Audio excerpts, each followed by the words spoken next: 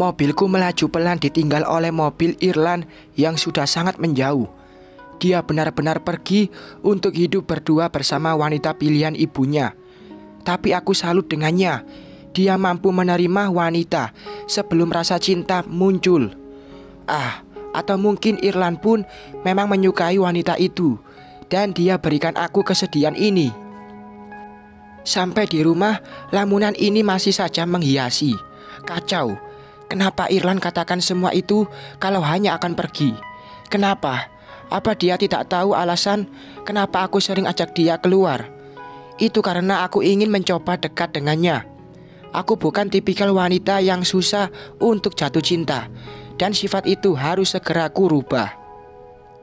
Mulai sekarang, aku tak boleh mengumbar rasa pada siapapun, karena pada akhirnya akan sesakit ini. Padahal dengan kasus Mas Andri itu harus kujadikan cerminan. Ya ampun, mungkin aku dulu kurang perhatian dari mama dan papa. Uang oke, tapi kalau untuk sekedar ngumpul, makan bareng sama mereka, itu sulit sekali. Walaupun aku tahu kalau mereka adalah orang yang baik. Aku pikir Irlan tak akan mendapatkan wanita untuk menjadi calon istrinya secepat itu.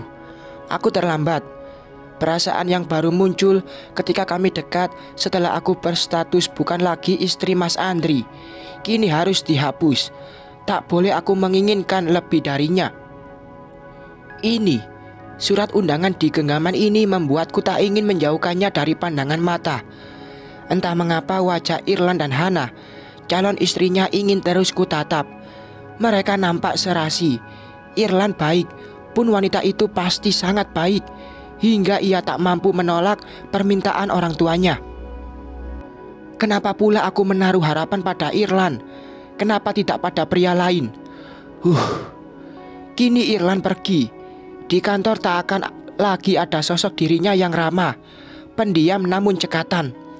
Acap kali lesung pipinya menghiburku kala aku terpuruk oleh masalah kantor. Dia sering mensupportku. Tok, tok, tok. Masuk.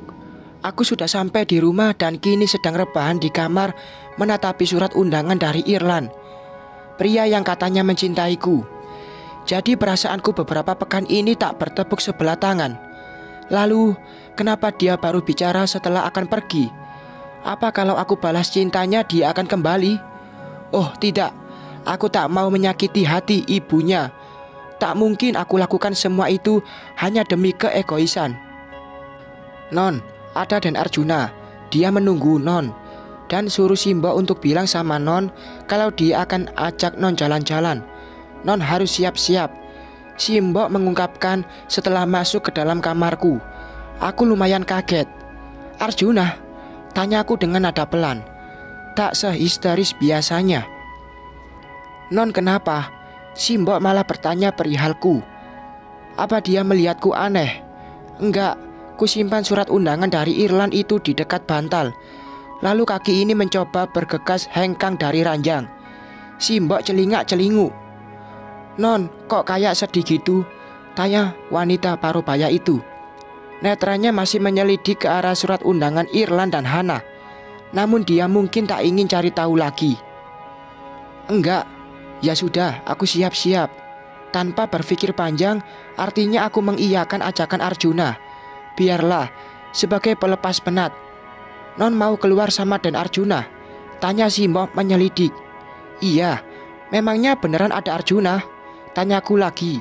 Iya, Non, sudah menunggu di bawah. Simbo menjawab sambil mengangguk pelan. Ya sudah, Simbo duluan, Non. Iya. Simbo telah pergi. Aku sebenarnya malas untuk pergi dengan Arjuna. Tapi aneh, tak ada angin, tak ada hujan, dia datang ke rumah dan ajak aku jalan. Hubungan kita memang sudah membaik, tapi aku tak menyangka kalau dia mau mengajakku jalan. Surat undangan Irlan dan Hana ku toleh kembali. Akad dan resepsinya akan dilaksanakan 3 hari lagi. Aku pikir masih sekitar 2 mingguan lagi. Tapi ternyata hari H mereka sudah dekat. Dan hari itu mungkin akan menjadi hari terakhirku bertemu dengan Irlan. Apa aku bisa melihatnya bersanding di pelaminan sana? Juna, Sapaku lalu duduk. "Rel, gimana? Kamu udah siap?" Tanyanya langsung. Dia memakai baju santai dengan setelan kemeja sepatu putih. Begitupun denganku. "Mau kemana?" tanyaku. "Kita jalan saja." "Mau kan?" tanyanya lagi. "Sebenarnya malas, tapi bolehlah. Aku juga lagi mumet," ku jawab dengan nada ketus. "Kenapa?" tanyanya. "Biasa, masalah kantor." Aku berbohong. "Memangnya kantor kenapa?" tanyanya lagi. Setelah akrab dia cerewet juga. "Enggak, gak usah dibahas panjang-panjang." "Ya udah, ayo," ajakku. Di benak ini masih terus saja memikirkan Irlan. Dia sudah enyah dari kantor. Dia sudah pergi. Oke, kami pun melangkah pergi meninggalkan rumah setelah pamit sama Simbok. Kenapa aku mau diajak jalan oleh Arjuna? Memang tadi pun aku ingin berniat mencari angin supaya otak ini rileks. Dan kalau Arjuna mengajakku, biarlah. Toh dia juga tak akan mungkin macam-macam. "Kamu kok diem aja, Rel?" tanyanya. Setelah roda 4 buatan Jerman yang kami tumpangi menjauh dari rumah sekitar beberapa kilometer. "Enggak, kita mau kemana?" tanyaku mengalihkan tema pembicaraan. "Kita ke bar." Aku kaget. "Hah? Enggak lah, kita cari angin. Biar otak kamu sejuk. Biar gak ngelamun terus." Bicaranya sambil tersenyum tipis. Kirain. Tak lama pun kami sampai di pinggir danau luas yang ada di kota. Tepatnya di sebuah dermaga yang sudah disetting indah oleh arsitek handal. "Kamu ngapain ajak aku jalan, Jun?" "Lagi demam," terkaku sambil terus berjalan. Dia terkekeh. "Demam? Kalau demam aku di rumah aja. Gak bakalan dingin-dinginan kayak gini." Ia menjawab sambil terkekeh pelan. "Lalu mau apa?" tanyaku. "Kamu duduk dulu."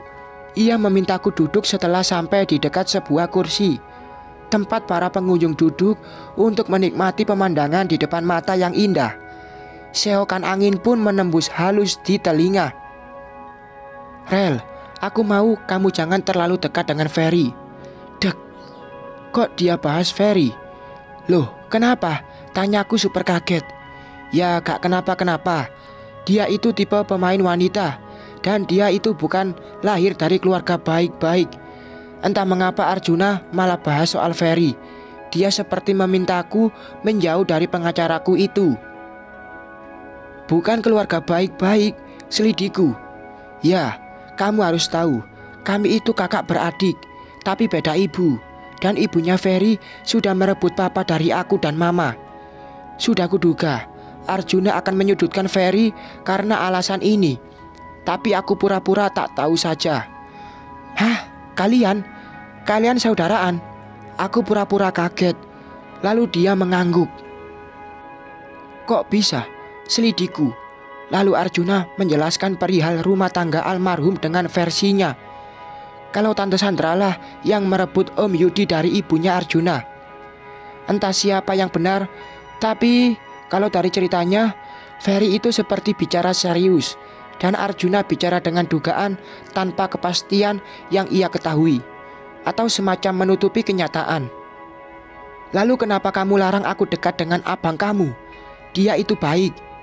"Rel, dia itu bukan laki-laki baik. Dia pasti sama seperti ibunya. Dia akan menyakiti hati kamu," Arjuna menjelaskan. "Lalu, kalau aku disakiti memangnya apa masalah kamu?" ujarku. "Ya, aku gak akan biarin kamu disakitilah. Ferry itu bisa saja buat kamu sakit hati. Kalian kayaknya deket banget." Arjuna kembali bicara. "Kok kamu jauh-jauh ke sakit hati? Aku dan Ferry itu hanya sebatas pengacara dengan kliennya, Jun." "Sakit hati di mananya?" tanyaku heran. Arjuna kekanak-kanakan sekali. "Kalian gak pacaran?" tanyanya. "Pacaran dari mana? Kata siapa?" tanyaku. "Aku pikir kalian pacaran. Soalnya kalian deket banget. Pergi ke sana kemari barengan."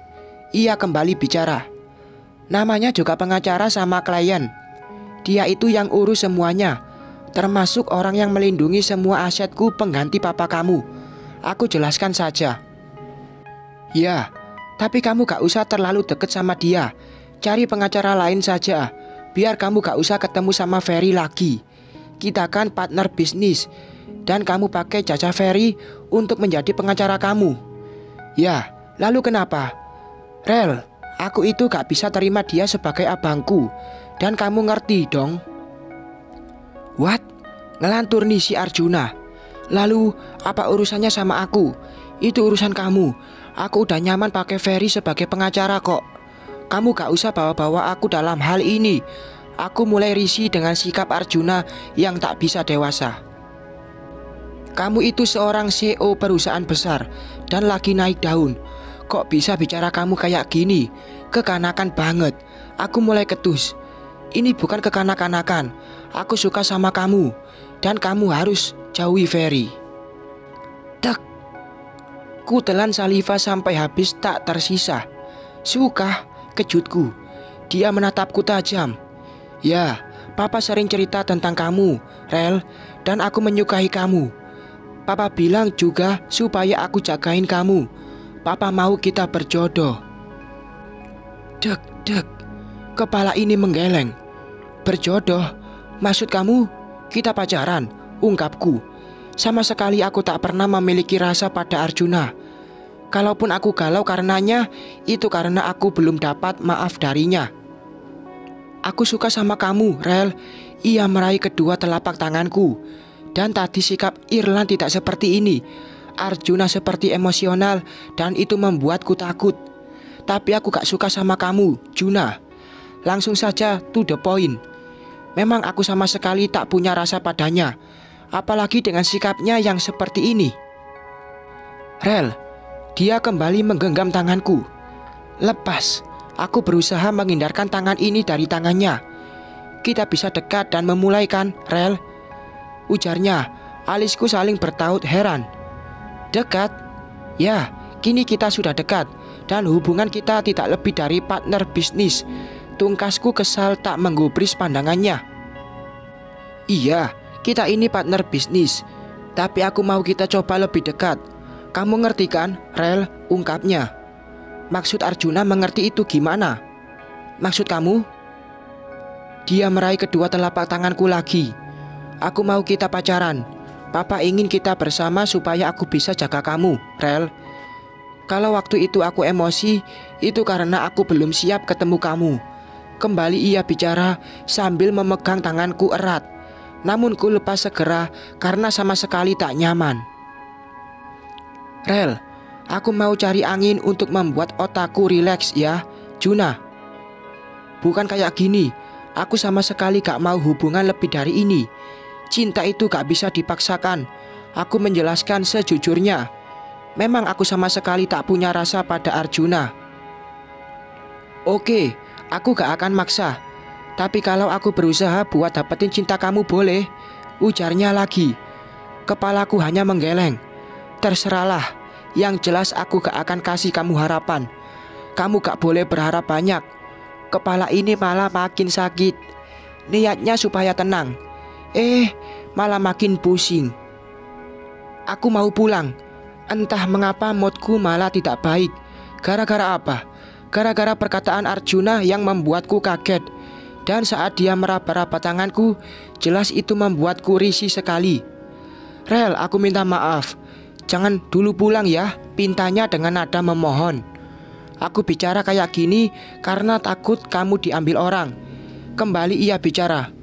Bukannya dia bilang kalau ia berpikir aku dan Ferry ada hubungan. Jelas aku sudah menjadi milik orang dong. Aku hanya diam. Jangan dulu pergi ya, Rel.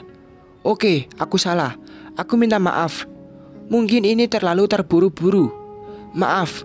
Ia menyatukan 10 jarinya di hadapanku. Kepala ini kembali hanya menggeleng kesal. Aku mencari minuman hangat dulu. Dia hengkang dari kursi. Ingin ku cegah. Tapi biarlah. Pusing juga kalau harus buka mulut. Oh ya, ngomong-ngomong, tadi Ferry kayak lagi ada masalah. Kenapa dia ya? Orang itu bisa juga diam dan terlihat sedih. Tapi kenapa? Apa dia sakit? Bersambung.